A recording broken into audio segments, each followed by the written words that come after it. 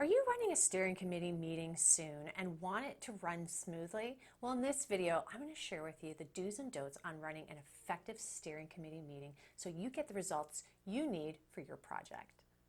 And if you want to be a project manager ninja, stick around to the end of this video where I'm going to tell you how you can get your hands on an amazing checklist to ensure your projects don't fail. Hi, if you're new here, welcome. My name is Adriana Girdler, and on this channel, you're going to get the best project management and career advice. Please consider subscribing to this amazing community. Now, if you're very much wanting to know the do's and don'ts of steering committee, please like this video. It tells YouTube we're putting out good content, allowing us to give you more. So on that note, let's get to it. Don't wing it. Your steering committee is made up of really important people. And the fact that they're there for your project and they're committed to it shows that A, you've done an amazing job setting up your project, but B, how important your project is too.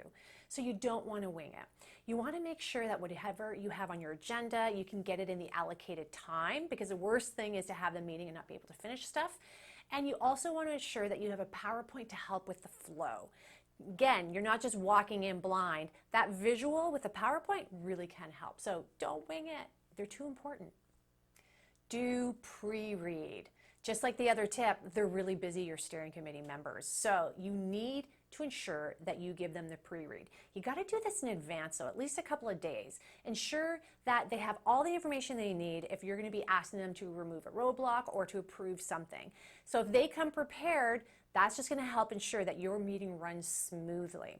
Now, if they don't come prepared, that's fine, because that does happen. Just bring it up at the meeting. Hey, who read the pre-read? If nobody did, just say, look, I need to go through this with you now before we can make the decision, and if that's the case, do I have extra time from you?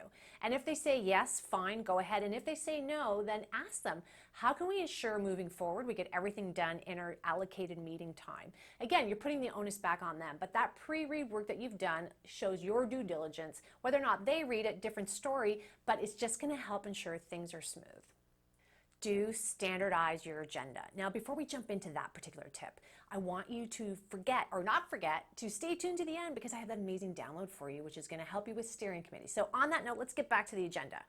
So you want to look at standardizing your agenda. There's three core things you always want to have on your standard agenda every single meeting.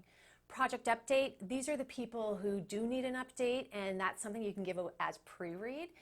What roadblocks have to be removed, and what approvals need to be done for them. And you can even add a fourth element, which is next steps, so everybody knows what's going to happen at the next meeting.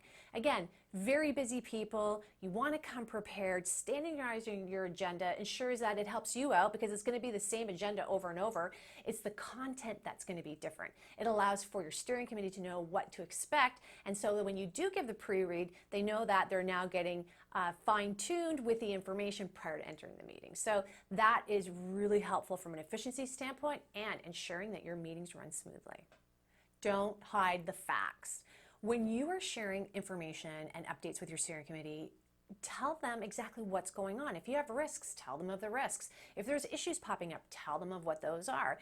That becomes really important, and I'll tell you why. Because you're going to let them know that you're on top of your project. There's never a project that doesn't have any problems.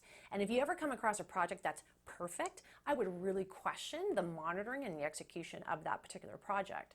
So when you don't hide the facts, it shows you're on top of things, it shows a transparency, you're keeping people in the loop. And more importantly, if something should come to fruition that was a risk, it's not a shock. Because that's the worst type of issue to deal with, is when it's a shock. So you're just prepping people. Now, how do you do this with the preparation? Well, I use a stoplight system of a red, green, and yellow. So in my standard update, when I actually do the update section for each deliverable, really depending on how you do it. By the way, I actually have a video on steering committees on presentation, how to actually set up your PowerPoint. So go check it out. Search Adriana Girdler Steering Committee, and that will pop up for you. So check that out. More information on what I'm talking about right now. So with that stoplight system, it's just going to let everybody know, oh, there's a yellow on this particular item that Adriana brought up. So if it should turn into a red, it's not a shock. And if it should turn into green, even better, which most times it does happen. So just don't hide the facts. It doesn't help you. You're not showing that you're a great project manager. In fact, it's the opposite.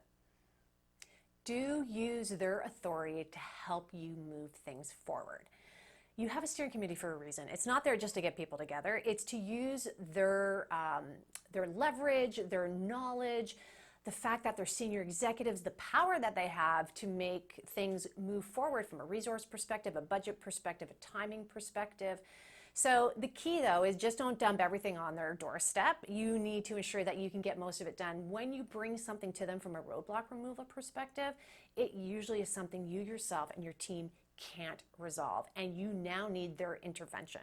So bring it to them. That is why you have a steering committee. Now that you have the do's and don'ts for steering committee, remember what I said earlier on, go to the link underneath this YouTube video and grab this. It is a free download for you that is going to give you tips and tricks, really a checklist on how to ensure your projects don't fail. It is a must if you're running projects or any activity or initiative in your organization.